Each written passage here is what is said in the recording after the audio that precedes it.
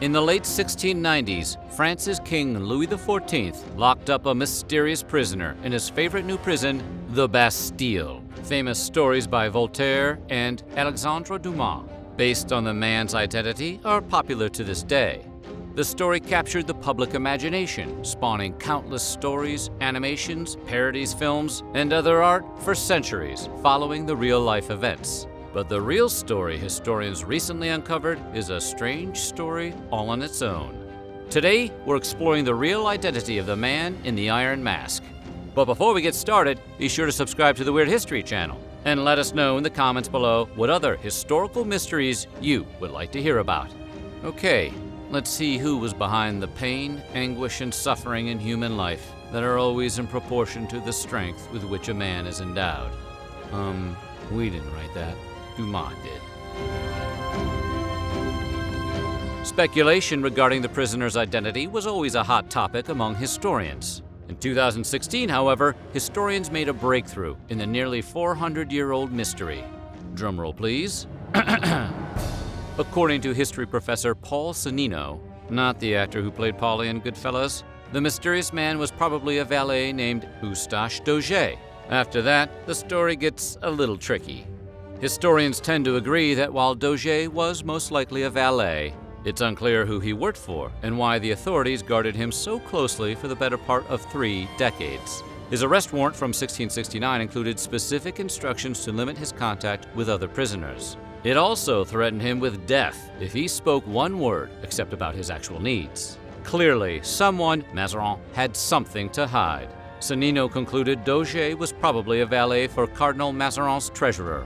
Mazarin was a principal minister in France during the period and acquired a massive fortune. Sonino's theory suggests Dauger knew Mazarin ripped off the previous king and queen, stealing some of their vast fortunes. When Dauger spoke out against it, he suffered severe punishment, most likely to protect Mazarin's identity.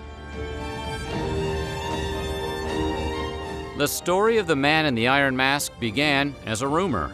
In 1687 and 1698, reports of the mysterious prisoner's transfer from various prisons circulated among the public.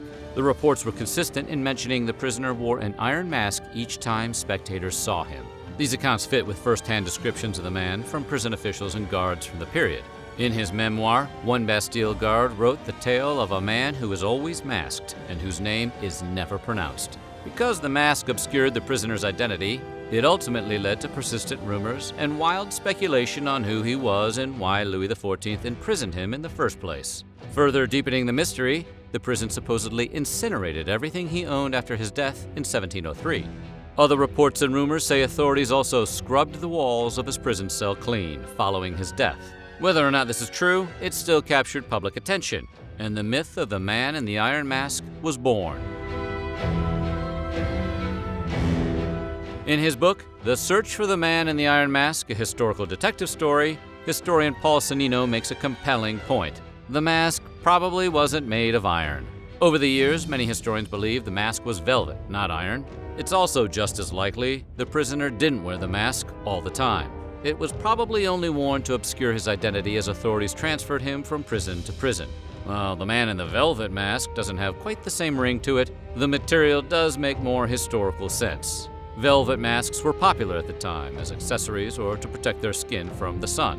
People also used them to keep their identities secret while doing certain activities. But that's a story for another time. The famous French writer and philosopher Voltaire spent much of his time researching, writing, and corresponding with others. He also had plenty of run-ins with the authorities due to his heavy criticism of the government. In 1717, Voltaire found himself incarcerated at the Bastille after writing a particularly cutting verse about a regent in one of his works. While there, he collected stories about the mysterious masked man from older prisoners who claimed they knew him. Voltaire took some creative liberties with the story. His version was likely the first to add the bit about the mask being iron. His description made the mask sound like something from the movie Saw. In one description, he wrote, "The chin of the mask was composed of steel springs, which gave him liberty to eat with it on." Voltaire's story asserts the prisoner must have been important because he received good food, had good manners, received regular visits from the governor, and even played guitar. Alexandre Dumas began his career writing plays and magazine articles. Later, he penned several popular novels, including The Count of Monte Cristo, The Corsican Brothers, and The Three Musketeers. Captivated by the story of the mysterious prisoner, Dumas decided to base a character in one of his novels on Dauger.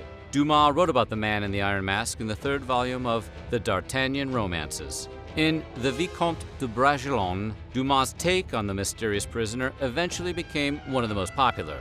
In the story, Dumas put forth the idea that the Man in the Iron Mask was the twin brother of Louis XIV. As such, he presented a threat to the king's legitimacy.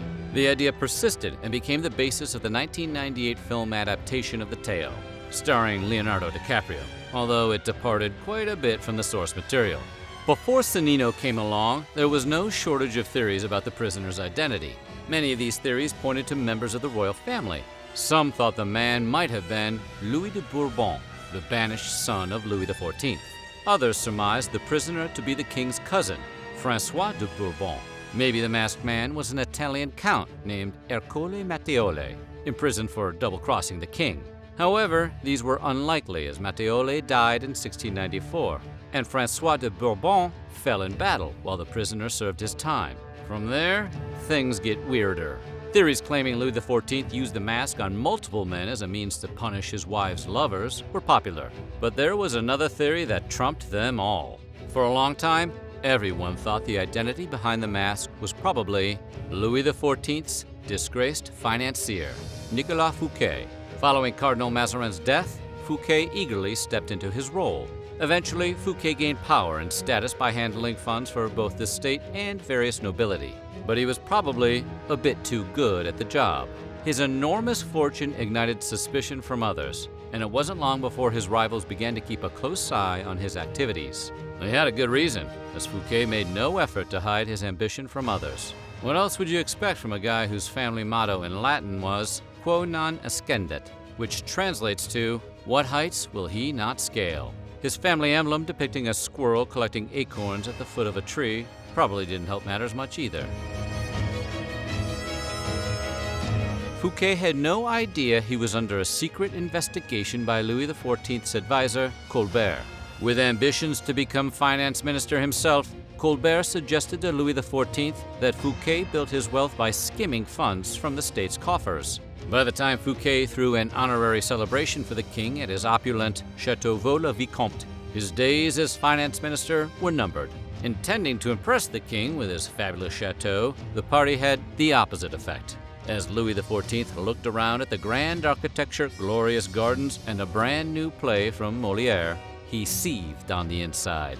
Fouquet's faux pas, outshining the king with the design of his home and the magnificent party, ultimately sealed his fate. It didn't take long for the king's musketeers to arrest Fouquet after meeting with the royal advisors. He faced a 3-year trial on trumped-up charges of treason against the state. Although public opinion eventually sided with him, the king felt differently. Fearing private citizens having any real power or influence, he commuted Fouquet's sentence from exile to life imprisonment. Fouquet lived the rest of his days behind the walls of the fortress of Pignerol. Barely anyone saw him during this time, leading some to believe Fouquet to be the mysterious masked prisoner at the time, despite some inconsistencies with the story.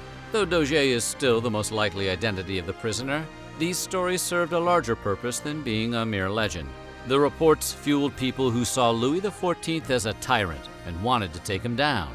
As the stories of the masked prisoner spread further after Dauger's death, the king's enemies used them to paint the king in a negative light. The Dutch even spread rumors that the man in the Iron Mask was Louis XIV's real father, ultimately attempting to challenge the king's legitimacy.